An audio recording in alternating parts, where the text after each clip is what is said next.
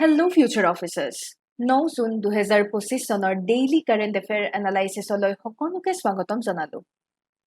মাহিলী কেৱল মাত্ৰ 999 টকাত কম্পিটিশ্যন কেয়াৰে আপোনালোকৰ বাবে লৈ আনিছে চিভিল সাৰ্ভিসৰ অনলাইন গাইডেন্স প্ৰগ্ৰাম। যদিহে ইন্টাৰেষ্টেড তেনেহলে 7002355399 ত যোগাযোগ কৰিব পাৰে। কন্টেন্টত কিছু নতুনত্বৰে দুটি চেনেল কম্পিটিশ্যন কেয়াৰ আনপ্লাগ আৰু কম্পিটিশ্যন কেয়াৰ প্লাছ আপোনালোকৰ বাবে লৈ অনা হৈছে। আমাক সাবস্ক্ৰাইব আৰু ফলো কৰিবলৈ নাপাহৰিব। আহক আজিৰ মোষ্ট ইম্পৰ্টেণ্ট টপিকসমূহ আমি চাওঁ। প্ৰথমে আমি ৰবেন বৰুৱাৰ ওপৰত আলোচনা কৰিম, তাৰপিছত আমি গ্ৰেটা থুনবাৰ্গৰ ওপৰত আলোচনা কৰিম, তাৰপিছত IIAS কিনো হয় আমি চাম, আয়ুষ নিৱেশ সাৰথী কি হয় আমি চাম। 85th birthday of Ramen Bora celebrated. 85th birthday আৰু ৰমেন বৰুৱাক সকলোৱে নিশ্চয় চিনি পায়। এগৰাকী মিউজিক কম্পোজাৰ, ডাইৰেক্টৰ আৰু তেওঁৰ এই যে জন্মবাৰ্ষিকী নিউ আৰ্ট প্লেয়াৰে উদযাপন কৰে। বিশেষকৈ তেওঁৰ যিবোৰ কম্পোজিশ্যন, সেই কম্পোজিশ্যনছখিনি আমাৰ নৱপ্ৰজন্মৰ মাজত পপুলাৰ কৰিবৰ বাবে নিউ আৰ্টছ প্লেয়াৰে এটি সম্বৰ্ধনা অনুষ্ঠান ৰাখে। one of the most respected music director বুলিয়ে ক'ব লাগিব আৰু নিউ আৰ্টছ প্লেয়াৰৰ এসময়ত তেওঁ সিনিয়ৰ মোষ্ট মেম্বাৰ হিচাপেও আছিলে। প্ৰায় বিভিন্ন অসমীয়া চলচ্চিত্ৰত মিউজিক কম্পোজাৰ হিচাপে তেওঁ এসময়ত বহুত নাম তেওঁ অৰ্জন কৰিবলৈ সক্ষম হয়। আৰু এই ক্ষেত্ৰত আমি দেখা পাওঁ যে এই যেটো ইভেন্ট অৰ্গানাইজ কৰিলে, এই ইভেন্টত লুইতৰ বিশাল পাৰৰ বুলি এটি সংগীত ডক্টৰ দিলীপ কুমাৰ বৰুৱাই লিখা লুইতৰ বিশাল পাৰৰ নামৰ এটি সংগীত তেওঁক ট্ৰিবিউট কৰি পেলাই গীতটি লিখা হৈছে। গীতটি গাইছে দীপেন বৰুৱাই আৰু Abani Choudhury, composed and arranged by Anupam Choudhury. Prelims practice প্ৰশ্ন।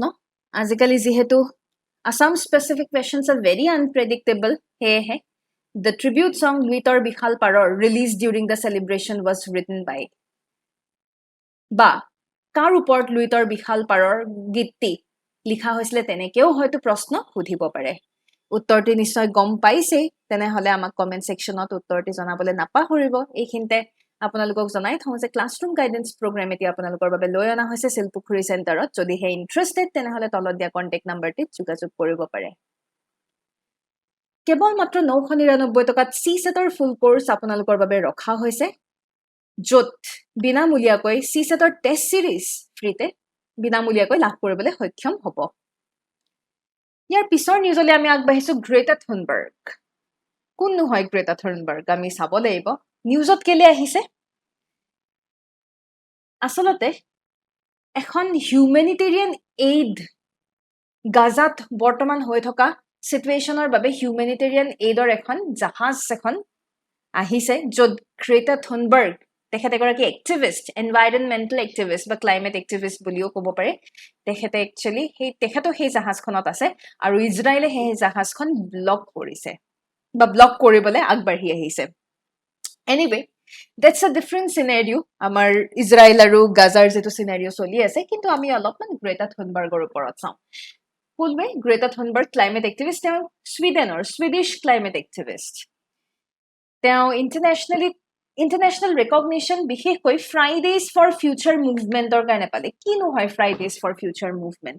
ফ্ৰাইডেজ ফৰ ফিউচাৰ মুভমেণ্ট আচলতে আমাৰ পৰিৱেশ সংৰক্ষণৰ বাবে বিশেষকৈ ইয়াং জেনেৰেশ্যনক লৈ পেলাই তেওঁ এটা খুব ডাঙৰ এটি ইনিচিয়েটিভ লৈছিলে, যাৰ নাম ফ্ৰাইডেজ ফৰ ফিউচাৰ দিয়া হৈছিলে। আৰু এই যে মুভমেণ্ট ফ্ৰাইডেজ ফৰ ফিউচাৰ মুভমেণ্টে champions of the earth award পৰ্যন্ত লাভ কৰিবলৈ সক্ষম হয়।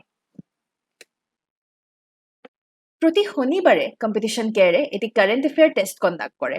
কেৱল মাত্ৰ 10 টকাত এই টেষ্ট লাভ কৰিবলৈ সক্ষম হ'ব। তলত দিয়া কণ্টেক্ট নাম্বাৰটিত যোগাযোগ কৰিব পাৰে।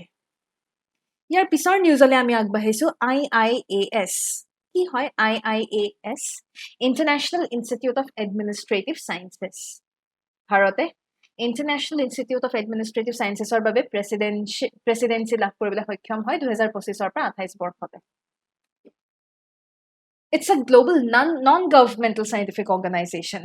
1930-তে এষ্টাব্লিছ কৰা হৈছিলে হেডকোৱাৰ্টাৰ ক'ত ব্ৰুছেলছ বেলজিয়ামত ইয়াৰ মূল উদ্দেশ্য কি এই ইনষ্টিটিউটখনৰ মূল উদ্দেশ্য হৈছে পাব্লিক এডমিনিষ্ট্ৰেশ্যনত বিশেষকৈ তেওঁলোকে ফ'কাছ কৰে বিশেষকৈ ইণ্টাৰকালচাৰেল ডায়লগ বা ৰিচাৰ্চত কোলাবৰেট কৰিবৰ কাৰণে কেনেকুৱা পাব্লিক এডমিনিষ্ট্ৰেশ্যনত কিদৰে আগবাঢ়ি যাব লাগে এই সকলো বিষয়ত এই ইনষ্টিটিউটখনে সাইন্টিফিক ইনষ্টিটিউটখনে বিভিন্ন ক্ষেত্ৰত গৱেষণা কৰা দেখা পোৱা যায়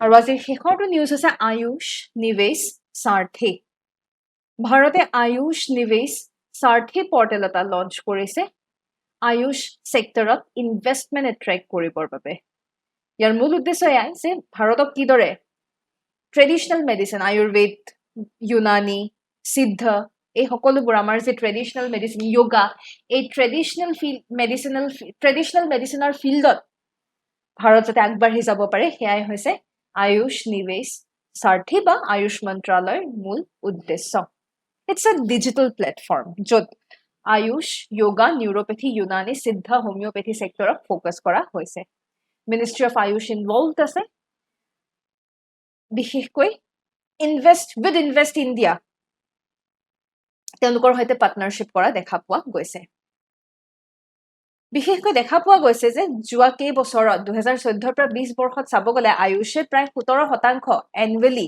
গ্ৰ' কৰা আমি দেখা পাইছো this is really something which is very good for us আপোনালোকৰ বাবে প্ৰিলিমছ প্ৰেক্টিছ প্ৰশ্ন Consider the following statements regarding Ayush Nivesh Sarthi, a dedicated digital platform for investors to explore and invest in India's Ayush sector. Developed in partnership with Invest India, it aims to promote India as a global destination for traditional medicine and wellness entrepreneurship. উত্তৰটি আমাক দিবলৈ নাপাহৰিব AI আছিল আজিৰ সবিশেষ কিবা enquiry থাকিলে ইয়াত দিয়া কন্টেক্ট নম্বৰটি যোগাযোগ কৰিব পাৰে ধন্যবাদ জয় আই অসম